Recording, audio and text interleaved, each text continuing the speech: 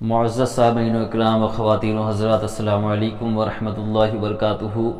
میں امید کرتا ہوں کہ آپ سب بخیر و عافیت ہوں گے، اور میں اللہ عز و جل کی بارگاہ میں دعا کرتا ہوں کہ اللہ تبارک و تعالی آپ سب کو دونوں جہاں کی خیر و عافیت عطا فرمائے۔ آج پھر میں نئے ویڈیو کے ساتھ آپ سب کے سامنے حاضر ہوا ہوں، اور میں آپ سب سے گزارش کرتا ہوں کہ آپ سبھی حضرات نے اگر ابھی تک میرے چینل کو لائک نہیں کیا، سبسکرائب نہیں کیا تو لائک کر دیں، سبسکرائب کر دیں اور بیل آئیکن کو بھی دبا دیں تاکہ تمام ویڈیوز بآسانی آپ تک پہنچتی رہیں۔ میرے پیارے آقا علیہ الصلوۃ والتسلیم کے پیارے دیوانوں، میں امید کرتا ہوں کہ آپ سب کو یہ سب سمجھ میں آ گیا ہوگا کہ کون سا وقت کس وقت سے شروع ہوتا ہے اور کب ختم ہوتا ہے۔ اب آئیے ہم مکروہ وقتوں کے بارے میں بھی جانیں گے کہ مکروہ وقت کب سے شروع ہوتے ہیں اور کب ختم ہوتے ہیں، اور کن کن وقتوں میں ہمیں نماز نہیں پڑھنی چاہیے۔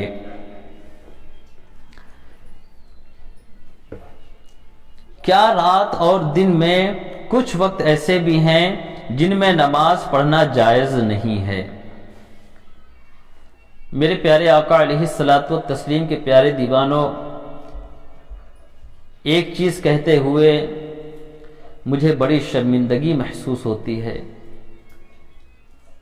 کہ آج امت محمدیہ کا بڑا ہی برا حال ہے۔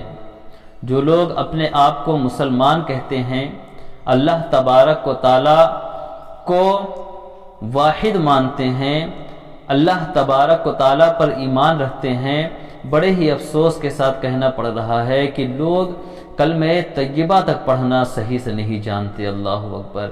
یعنی اول کلمہ بھی ٹھیک سے نہیں آتا، وضو کے فرائض سے غافل ہیں اور غسل کے فرائض سے غافل ہیں۔ بتائیے، جن کی وجہ سے نہ ہی ہمارا وضو ہوتا ہے اور نہ ہی ہمارا غسل ہوتا ہے۔ اللہ اکبر!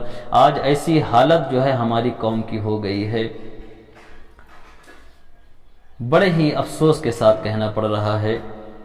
تو یہ دین کا علم ہے اور ہر مسلمان کو جاننا بہت ہی ضروری ہے۔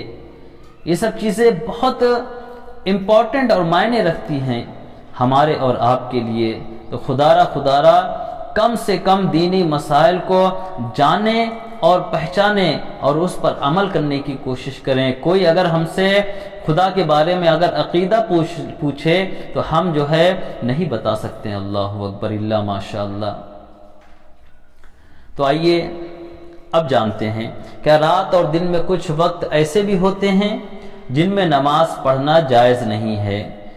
تو بالکل سورج نکلنے کے وقت، سورج ڈوبنے کے وقت اور دوپہر کے وقت کسی قسم کی کوئی نماز پڑھنا جائز نہیں۔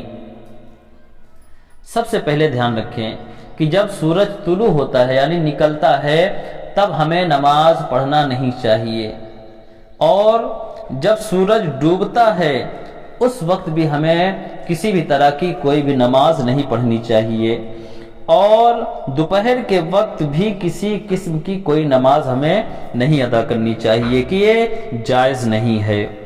ہاں، اگر اس روز عصر کی نماز نہیں پڑھی ہے تو سورج ڈوبنے کے وقت پڑھ لے، مگر اتنی دیر کرنا سخت گناہ ہے۔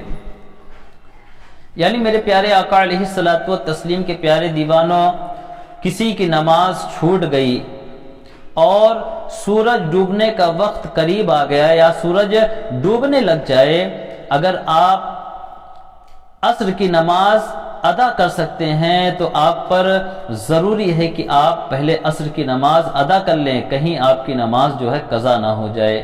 لیکن ایسا کرنے والا سخت گناہ گار ہوگا، اس لیے نمازوں کو ان کے وقتوں پر ہی ادا کریں تو بہتر ہے۔ کیا سورج نکلنے کے وقت کتنی دیر نماز پڑھنا جائز نہیں ہے؟ یعنی جب سورج طلوع ہوتا ہے، سورج نکلتا ہے، کیا اس وقت ہم کتنی دیر رک جائیں تاکہ جو ہے وہ وقت ختم ہو جائے، یعنی مکروہ وقت ختم ہو جائے، تب ہم نماز ادا کر سکتے ہیں۔ جب سورج کا کنارہ ظاہر ہو، یعنی سورج نکلنے شروع ہو جائے، یعنی اس کا اوپری حصہ ہمیں نظر آنے لگے، اس وقت سے لے کر تقریباً 20 منٹ تک نماز پڑھنا جائز نہیں ہے۔ تو میرے پیارے آقا علیہ الصلوۃ والتسلیم کے پیارے دیوانوں، اگر ہماری فجر کی نماز چھوٹ جائے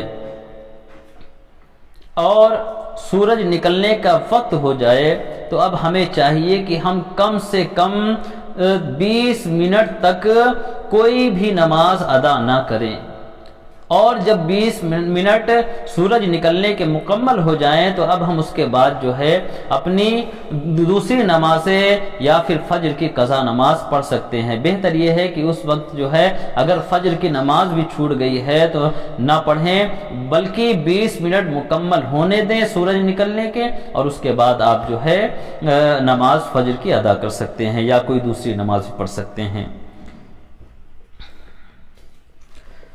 کیا سورج ڈوبنے کے وقت کب سے کب تک نماز پڑھنا نہیں چاہیے اور یہ جائز نہیں ہے؟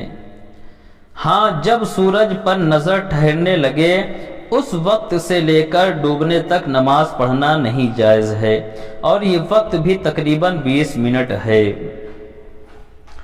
میرے پیارے آقا علیہ الصلوۃ والتسلیم کے پیارے دیوانوں، اب سورج ڈوبنے کا وقت دیکھیے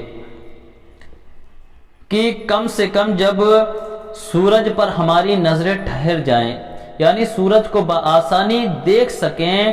ایک وقت ایسا بھی آتا ہے جب سورج ڈوبنے کے قریب ہوتا ہے کہ ہماری نظریں بآسانی اسے دیکھ لیتی ہیں اور ہماری نظروں میں کسی بھی طرح کا کوئی اثر نہیں پڑتا ہے، کوئی ایفیکٹ نہیں ہوتا ہے، بلکہ بآسانی جس طریقے سے ہم دنیا کی تمام چیزیں دیکھتے ہیں اسی طریقے سے ہم سورج کو بھی دیکھ سکتے ہیں۔ جب ایسا وقت ہو جائے تو سمجھ لیجئے کہ جو ہے مکروہ وقت کی شروعات ہو گئی ہے، اور تقریباً اس وقت سے لے کر 20 منٹ تک ہمیں چاہیے کہ ہم کوئی بھی کسی بھی طرح کی نماز نہ پڑھیں۔ دوپہر کے وقت کب سے کب تک نماز پڑھنا جائز نہیں، یعنی یہ 3 وقت ایسے ہیں: سورج نکلنے کا وقت، سورج ڈوبنے کا وقت، اور جسے ہم زوال کا وقت کہتے ہیں، یعنی جب سورج آسمان کے بیچوں بیچ ہوتا ہے۔ ان 3 وقتوں میں ہمیں چاہیے کہ ہم کسی بھی طرح کی کوئی بھی نماز نہ پڑھیں۔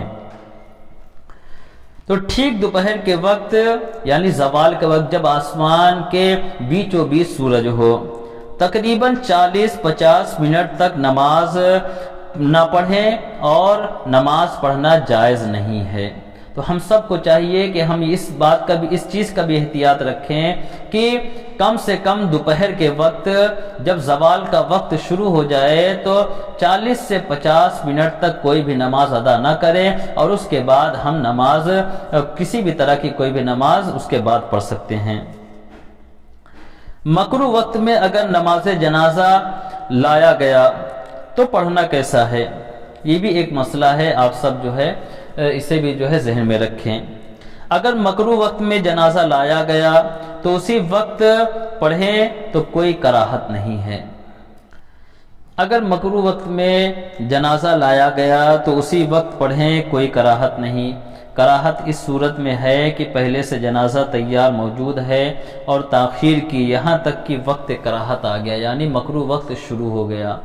تو ہم سب کو چاہیے کہ ہم مکروہ وقت میں کسی بھی طرح کی کوئی بھی نمازیں ادا نہ کریں۔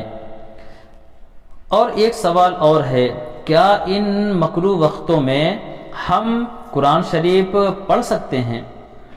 یہ بھی ایک سوال ہے کہ نمازیں تو ہم مکروہ وقتوں میں نہیں پڑھ سکتے ہیں، لیکن اگر کوئی قرآن مقدس پڑھے تو کیا قرآن مقدس پڑھنا ان مکروہ وقتوں میں جائز ہے؟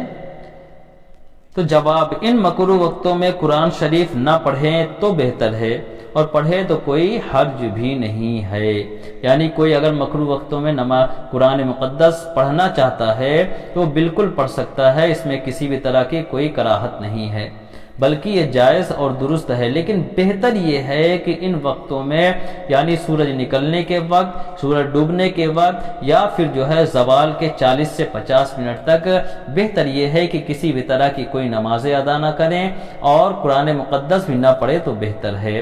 تو میں امید کرتا ہوں کہ آپ سب کو آج جو کچھ میں نے سمجھایا آپ سب کو سمجھ میں آ گیا ہوگا، آپ سب سمجھیں اور اس پر عمل کریں، خود بھی سمجھنے کی کوشش کریں اور دوسروں کو بھی سمجھائیں تاکہ سارے لوگ علم والے ہوں، اس لیے کہ علم دین کا سیکھنا ہر مسلمان، چاہے وہ مرد ہو چاہے عورت ہو، سب پر فرض ہے۔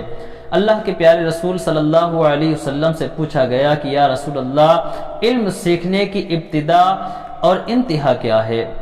یعنی کب سے کب تک ہمیں علم دین سیکھنا چاہیے؟ تو اللہ کے پیارے رسول صلی اللہ علیہ وسلم نے فرمایا کہ ماں کی گود سے لے کر قبر کی گود تک علم دین سیکھنا چاہیے۔ آج ہم کس نمبر پر ہیں؟ نہ ہی علم دین کے بارے میں ہمیں کسی بھی طرح کی کوئی نالج ہے، نہ ہی جو ہے ہم کسی بھی طرح کی ایجوکیشن جو ہے علم دین کے بارے میں سیکھتے ہیں۔ اللہ اکبر، ہم مسلمان ہیں اور ہم پر ضروری اور لازم ہے کہ ہم علم دین سیکھیں اور لوگوں کو بھی سکھائیں۔